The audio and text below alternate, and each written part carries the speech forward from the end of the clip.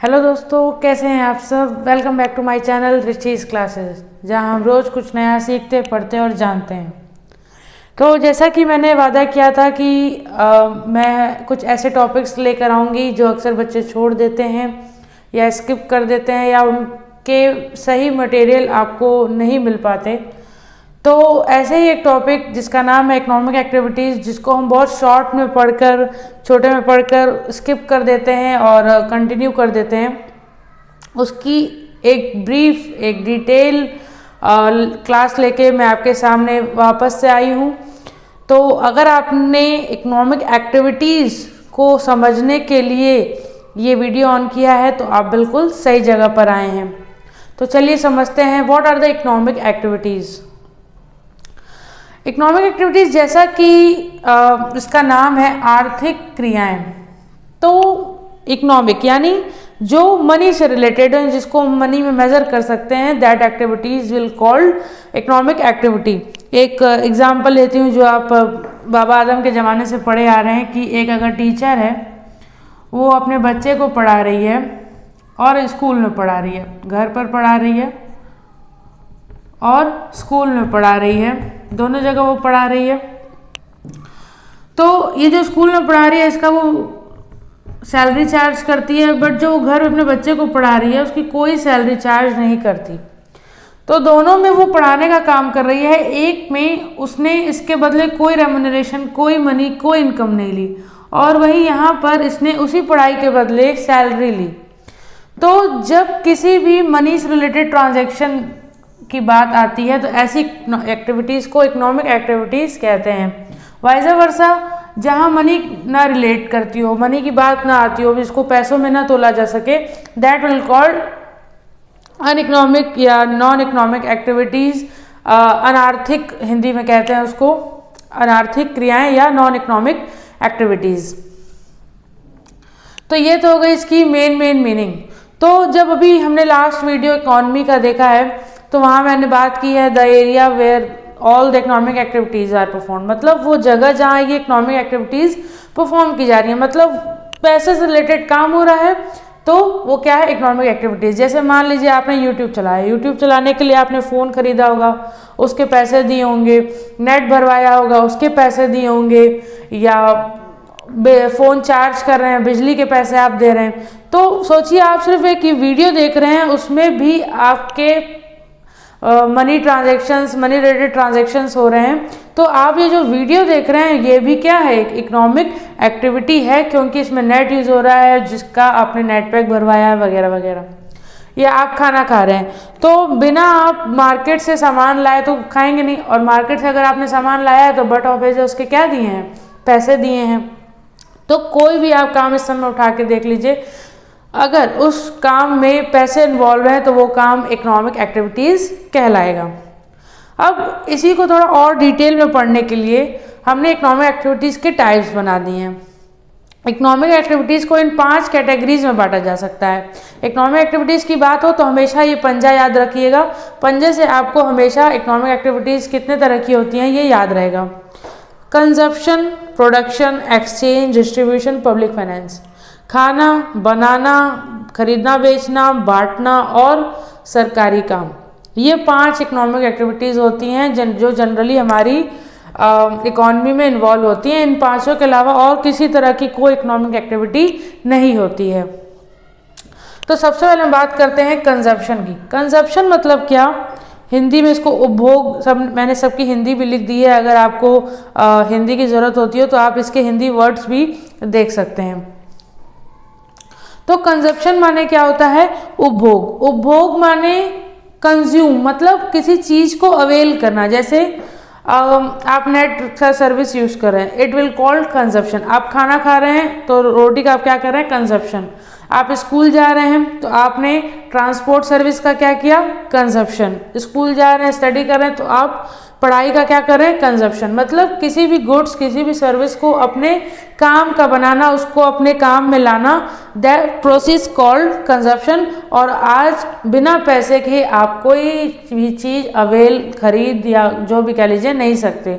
अगर आपको कंजप्शन करना है तो आपको उसके बदले पे करना पड़ेगा। और अगर पे कर रहे हैं मतलब वो कैसी एक्टिविटी हो गई, इकोनॉमिक एक्टिविटी। सेकंड चलते हैं प्रोडक्शन। तो अगर कोई कंज्यूम कर रहा है तो बट ऑब्वियसली कोई बना भी रहा होगा, तो बना रहा है तो फ्री में तो बनाएगा नहीं। अगर उसे चाहे वो सर्विस हो, चाहे वो गुड्स हो, अगर उसे बनाना है, बना के बेचने के लिए, तो बनाने में भी उसका पैसा लगेगा। लाइक मैंने कहा ना, आप वीडियो देख रहे हो, ये इकोनॉमिक एक्टिविटी है। उसी तरह मैं वीडियो बना रही हूँ, ये भी इकोनॉमिक एक्टिविटी है। आखिर मुझे बोर्ड खरीदना पड़ा होगा, मुझे कैमरा खरीदना पड़ा होगा, मुझे मार्कर खरीदना पड़ा होगा, मुझे नेट अरेंज करना पड़ा होगा, मुझे माइक लेना पड़ा होगा, लाइट लेना पड़ा होगा। तो सब कुछ ये सर्विस, ये वीडियो जो मेरी सर्विस है, इसको बनाने के लिए भी मैंने क्या किया, पे किया। मुझे सबसे बड़ी बात है, मुझे पढ़ना पड़ा होगा। मैंने डिग्री ली है तभी तो मैं इतनी नॉलेज मेरे पास है कि मैं आपको दे पा रही हूँ। तो प्रोडक्शन के लिए भी, चाहे वो गुड्स हो चाहे वो सर्विस हो, उसके लिए भी आपके मनी की रिक्वायरमेंट होती है, इकोनॉमिक। तो ये प्रोडक्शन भी कैसी होती है, इकोनॉमिक एक्टिविटीज होती है। नेक्स्ट आता है एक्सचेंज। अब एक्सचेंज की क्या कहानी है, एक्सचेंज माने लेना और देना। तो भाई पहले के ज़माने में तो बार्टर सिस्टम होता था, एक सामान लो दूसरा सामान दे दो।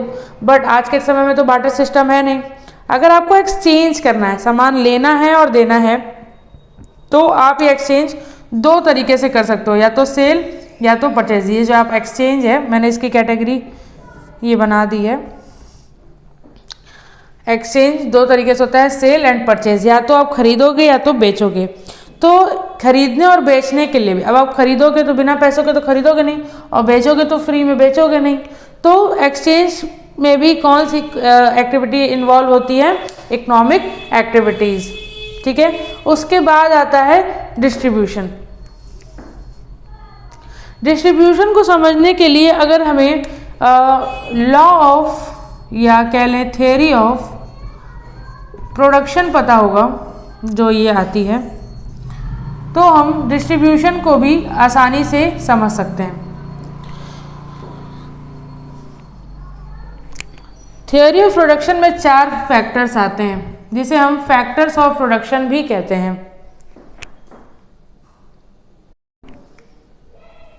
थियोरी कह लें चाहे फैक्टर्स कह लें, आप जो कह लें,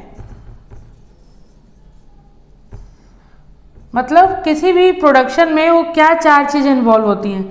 सबसे पहले तो आपको लैंड चाहिए, सेकंड लेबर चाहिए, थर्ड कैपिटल चाहिए, एंड फोर्थ एंटरप्रेन्योर चाहिए। इन 4 चीज़ों के बिना कभी भी आप प्रोडक्शन नहीं कर सकते।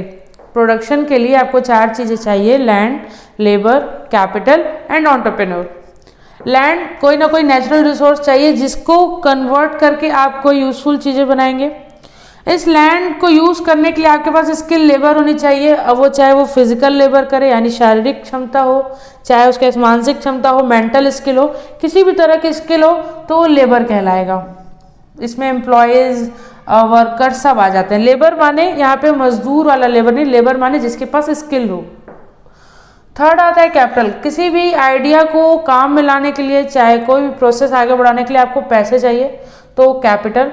और एंटरप्रेन्योर, वो बंदा, वो कैपेसिटी जिसके पास उस बिजनेस को चलाने का रिस्क हो, टेक्निक हो, आइडिया हो, और जिसके पास इन सब का मैनेजमेंट हो, वो क्या कहलाएगा, एंटरप्रेन्योर। तो किसी भी चीज़ के प्रोडक्शन के लिए ये 4 चीज़ें चाहिए होती हैं। अगर हमको ये 4 चीज़ें चाहिए तो ये 4 चीज़ें फ्री में तो नहीं आएंगी।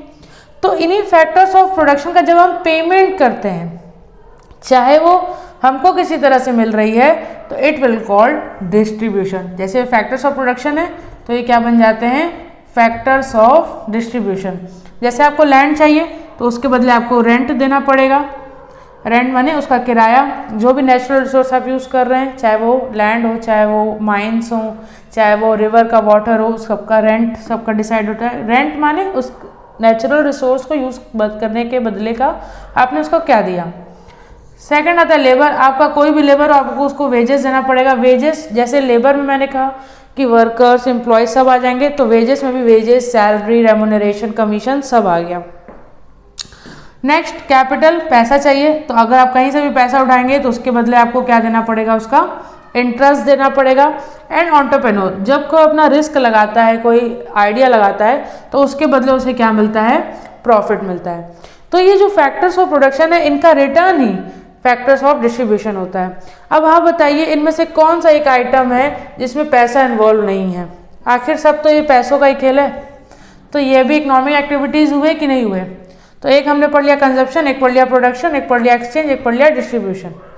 ये तो भाई नॉर्मल जो लोग हैं आपस में करते हैं, ठीक है। लेकिन अगर अपनी इकोनॉमी की बात करें, चाहे वो सोशलिस्ट हो चाहे वो मिक्स्ड हो, तो पब्लिक एक बहुत बड़ा फैक्टर होता है। गवर्नमेंट, पब्लिक माने गवर्नमेंट। तो जब आपके ऊपर एक गवर्नमेंट बॉडी है, तो उसकी भी कुछ फाइनेंशियल ट्रांजैक्शंस होंगे, इकोनॉमिक एक्टिविटीज़ होंगी। वो क्या होती हैं? पब्लिक फाइनेंस जिसको हम बोलते हैं, इसकी 3 इकोनॉमिक एक्टिविटीज़ होती हैं। पहली होती है पब्लिक रेवेन्यू, यानी गवर्नमेंट जो कमाती है। पब्लिक एक्सपेंडिचर, गवर्नमेंट जो खर्चा करती है। और पब्लिक डेट, गवर्नमेंट जो लोन लेती है। पब्लिक रेवेन्यू, गवर्नमेंट कैसे कमाती है भाई? तो गवर्नमेंट आपसे टैक्स लेती है, पेनाल्टी लेती है, कोई चार्जेस लेती है, रिबेट, सेस लेती है, या और किसी भी तरह का आपसे जो भी अमाउंट गवर्नमेंट लेती है। बेसिकली जो गवर्नमेंट की मेन इनकम होती है वो होती है टैक्स, चाहे वो डायरेक्ट टैक्स हो। डायरेक्ट टैक्स में अब बस इनकम टैक्स बच गया, और इनडायरेक्ट टैक्स में आपका जीएसटी वगैरह आ गया, एक्साइज ड्यूटी। तो मेन जो सोर्स होता है गवर्नमेंट की इनकम का वो टैक्स होता है, और इसके अलावा भी पेनाल्टी है, चाहे किसी तरह का क्लेम है, सेस है, सरचार्ज है, और किसी भी तरह से गवर्नमेंट लेती है, तो सब कुछ गवर्नमेंट रेवेन्यू में आता है, पब्लिक रेवेन्यू। तो भाई ये भी तो मॉनेटरी टर्म्स में ले रही है ना, कोई फिजिकल टर्म या क्वालिटेटिव टर्म तो है नहीं, सब कुछ पैसे का खेल है। तो जब पैसे में है तो क्या कहलाएगा? Economic activity. अगेन अगर कमा रही है तो हम ही पे खर्चा भी कर रही है, जैसे इंफ्रास्ट्रक्चर बना दिया, रोड बनवा दिया, पुल बना दिया, चाहे कोई अपनी पॉलिसी ले आई, कोई भी योजनाएं गवर्नमेंट कितनी सारी आती हैं, या गवर्नमेंट सैलरी दे रही है, गवर्नमेंट जो भी गवर्नमेंट के खर्चे हैं, ये रेवेन्यू आखिर इसी पे तो जा रहा है। तो खर्चा करेगी तो भी मनी का टर्म आएगा, तो वो भी इकोनॉमिक एक्टिविटी कहलाएगा। और कभी कभी क्या होता है कि एक जो रेवेन्यू होती है इन खर्चों को पूरा करने में के लिए कम पड़ जाती है, तो गवर्नमेंट को क्या लेना पड़ता है? लोन लेना पड़ता है। अब चाहे वो आरबीआई से ले, चाहे बाहर के किसी देश से ले, वर्ल्ड बैंक से ले, आईएमएफ से ले, तो वो जो लोन लेगी वो भी मॉनेटरी टर्म्स में लेगी। जरूरी नहीं है रुपया ही हो, कोई भी करेंसी हो, कोई भी करेंसी, यानी मनी होना चाहिए बस। मॉनेटरी टर्म्स में लेगी लोन, तो वो भी क्या है? Economic activities. तो ये जितनी भी चीजें हमने देखी, ये सब किस में आती हैं? Economic activity. इनके अलावा और कोई भी ऐसा ट्रांजैक्शन, कोई भी ऐसा टर्म नहीं होता जो इकोनॉमिक एक्टिविटी में आए। अगर आप किसी भी तरह का आपके ट्रांजैक्शन में, आपकी एक्टिविटी में मनी इन्वॉल्व हो रही है, तो वो इनमें से ही किसी न किसी में लाई करेगी। तो इकोनॉमिक एक्टिविटीज़ के नाम याद रखने का सिंपल फंडा है, अपना पंजा याद रखिए। Consumption, function, exchange, distribution, public finance. उपभोग, उत्पादन, विनिमय, वितरण और लोक वित्त। तो इस तरह से आप इकोनॉमिक एक्टिविटीज़ को ईजिली याद रख सकते हैं।